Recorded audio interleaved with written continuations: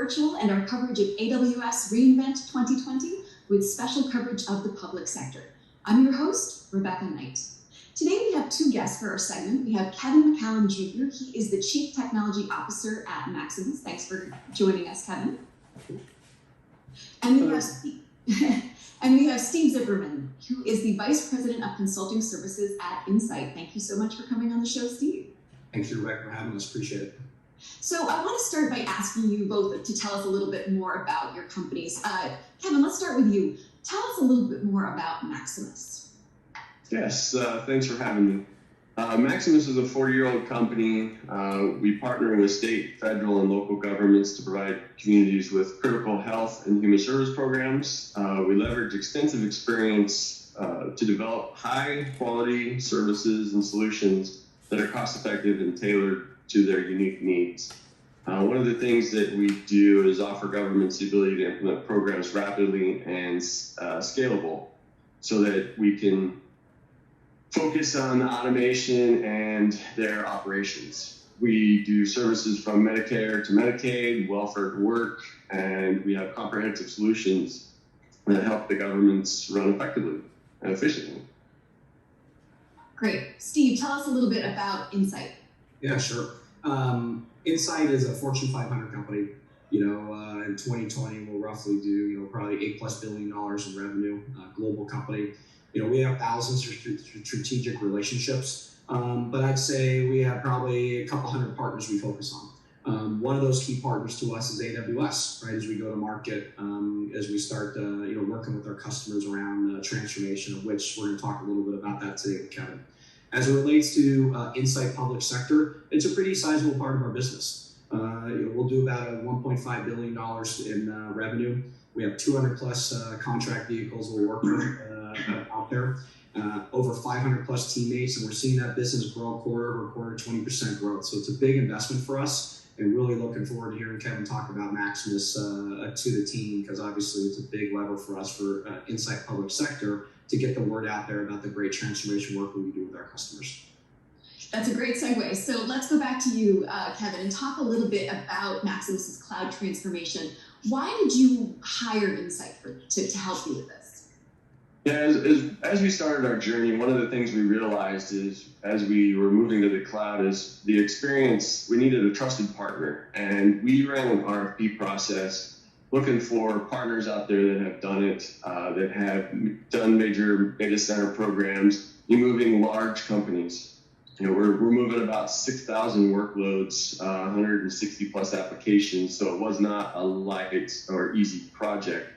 And Insight fit that. As we went through the interview process, it became very clear that they have done this for Fortune 500 companies in the past, and their experience is beneficial to helping us drive to the future. And the other factor is we wanted to make sure that once we were done with the project, we had the experience internally that they helped us with to drive forward. So talking about the importance of a trusted partner, which is such a key component of digital transformation, cloud journeys, tell us a little bit about the strategy tied to the data center transformation and why you chose AWS. Sure. So as we started doing our research, we did analysis across all of the cloud providers that were out there. AWS is a clear leader in the marketplace.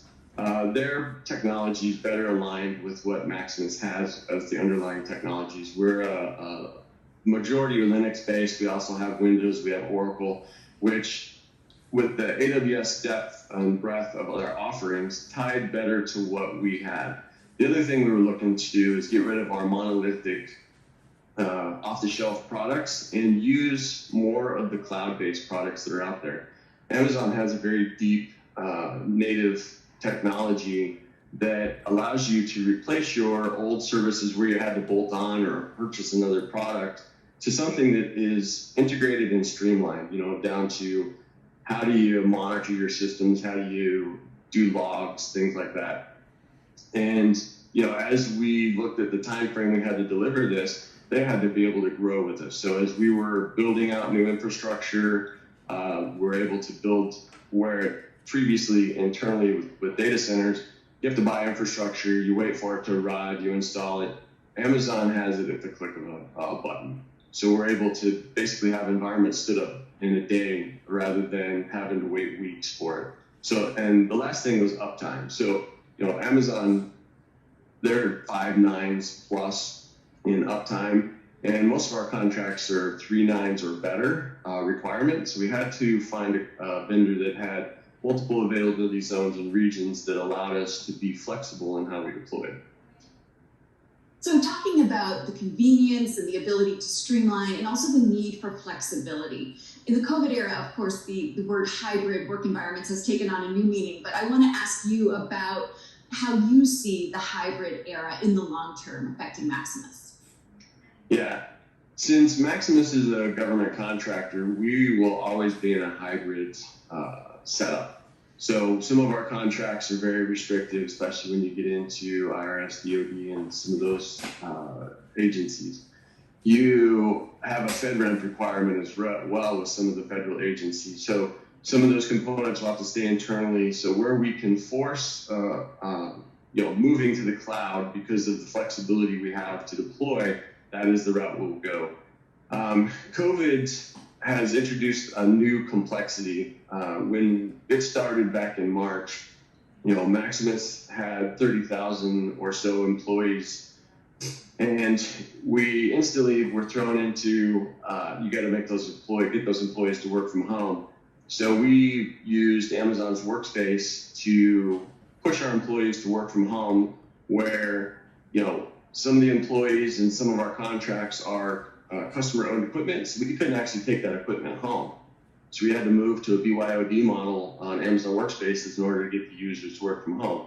And the complexity of that, with what Amazon has to offer, allowed us to quickly move over 25,000 employees onto Amazon Workspaces and work from home. And then keeping the data center migration moving in the middle of it has also been a challenge. So we will, in our federal space, still have internal data centers. The integration points that Amazon offers with their interconnects is key to how we make it a seamless process, because we may have a business unit that has stuff sitting in the data center and at Amazon, and they have to look as a seamless package. Steve, I want to bring you in here a little bit into this conversation. Cloud transformation, digital transformation, these are difficult and huge undertakings in the best of times. How does this pandemic, this health crisis, emergency, how has that affected the way you help your clients, the way you work with your clients, collaborate, communicate? Talk a little bit about the effect of COVID on this. Yeah, so I would, I'll answer that question in a couple different ways. So I would agree with Kevin, because, forget about what we do with our customers. We had to pivot really quick too, right? All remote workforce. I think about my team, 1,000+ teammates, everyone's 80% travel, all going in the blink of an eye, right? So everybody working remote, everybody working from their homes.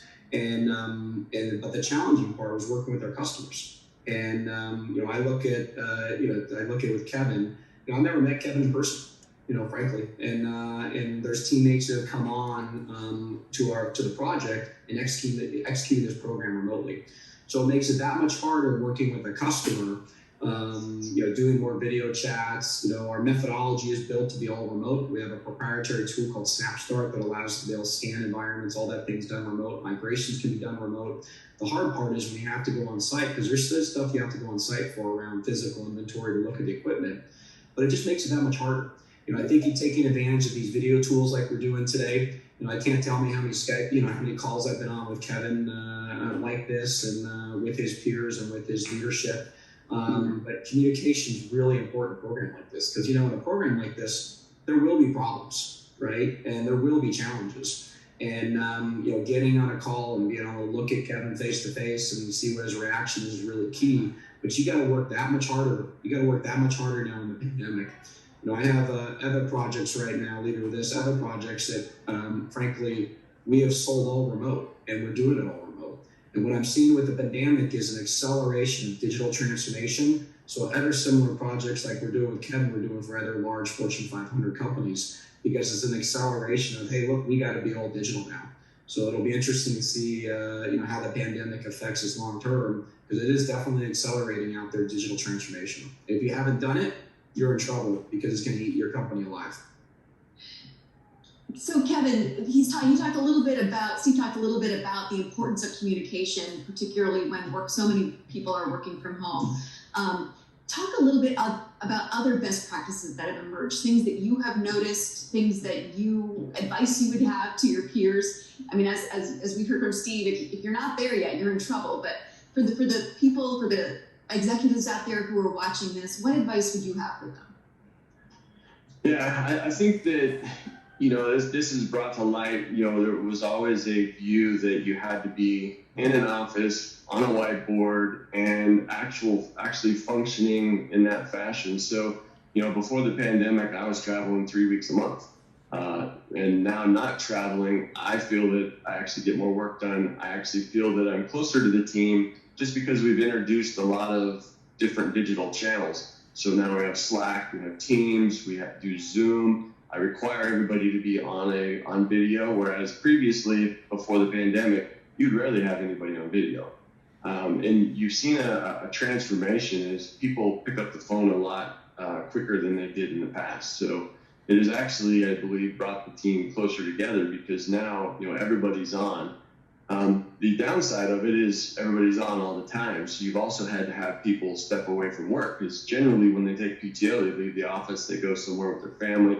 Now you're kind of at home, there's not much to do, and you kind of have to force them to take the time off. One of the major factors that has been interesting is we're doing this transformation in the middle of COVID with moving all of our resources to home. So we've had to take pauses to focus on getting everybody to work from home. Okay, now they work from home, back to the project. And, it's kind of changed the timeline a little bit. But in the end, we have some hard deadlines to meet. So it's been an interesting transition. Kevin, I want to agree with you 2 points is, I think we're also getting not only your time, but also senior leadership that I think, frankly, we never really got. I'm talking, your peers and your leadership, like I would fly for those meetings. I think about all the time that I've saved, but then again, it never ends, right? It begins and never ends. And, one of the things I'm concerned about is, the long-term burnout factor for these folks, because depending on what state you're in, it never ends. You don't have anywhere to go, right? And, I think about teammates. I think, Kevin and I have talked about this related to our project, like burnout's a real thing right now. For sure, 9 months into this thing, it's a real thing. Because people all they have to focus on is work sometimes. So it's a concern for all of us as a project team as we start to look at continue to execute this program for the next year. And it really highlights the importance of visionary leadership and a leader who cares, who's empathetic, who is checking in with his or her team and making sure that the colleagues feel appreciated and cared for. I want you both to just look into your crystal balls a little bit and talk about where you see things 12, 24 months from now. Hopefully there will be a vaccine and we will return to somewhat of a new normal. Talk a little bit about where you see the Maximus transformation in 2 years. Absolutely. Yeah, start with you. So, our cloud migration, we have some hard deadlines through next year. So we have a focus with Insight to get that completed by September of next year because our data center contracts are up and we've got to get out. One of the advantages of where we're headed is to move into more of a DevOps model where you're able to enable groups that have previously not been able to do work just due to the way the infrastructure was set up. You're now enabling them to do deployments, get into production, and have full stack ownership. That's really where our focus is the enablement of the teams that couldn't do the work previously because now you're in a different type of environment. The other thing is being able to be more agile. So as we move forward into the cloud journey, we as a company can start contracts quicker. We are part of the contract tracing and unemployment insurance. We've done a lot of contracts with the states that previously most of our contracts are anywhere from a 60 to 120 day startup. These contract and contact tracing and COVID projects, we've had to start them up in 3 days. That's having 500 employees online, on workspaces, on Genesis Cloud, and fully functional. And it has been a challenge, but it also has introduced a better way to do business because now we can move quicker for our customers, and we can get contracts where they come and say, hey, I need something in the next couple of days. If you look further down the road, it's taking the advantage of what Amazon has to offer, moving from our more monolithic programs like, we sit on Oracle on Linux today, we can move into Aurora, which then opens up the doors and floodgates, because then you manage VR a little differently, you manage your data a little differently. That's really where I think, the market's going, and where we can actually transform our business even better, to where we can be more flexible, we can start up quicker, and do more things for our customers. Steve, final word from you. I mean, I think it's going to be a hybrid world, right? At least in the short term, and we believe it's all about the workload and getting those workloads or applications, in the right spot, whether it be public or private, and helping our customers with that journey. Just to pile on with what Kevin talked about around DevOps. Once you get all the stuff over there, you still got to manage it, whether it's in AWS or on-prem. You still got to have a process to do that. So we see a lot of opportunity around the modern IT operations to help you with that. And we want to continue to be a trusted partner to Maximus. It's been a great relationship, and I want to thank Kevin and his leadership team for trusting in us. And we look forward to more success with him in the future. Excellent. Thank you both so much. Kevin and Steve, thanks so much for coming on theCUBE. Absolutely. Thank you. I'm your host, Rebecca Knight. Stay tuned for more of theCUBE Virtuals coverage of AWS reInvent with special coverage of the public sector.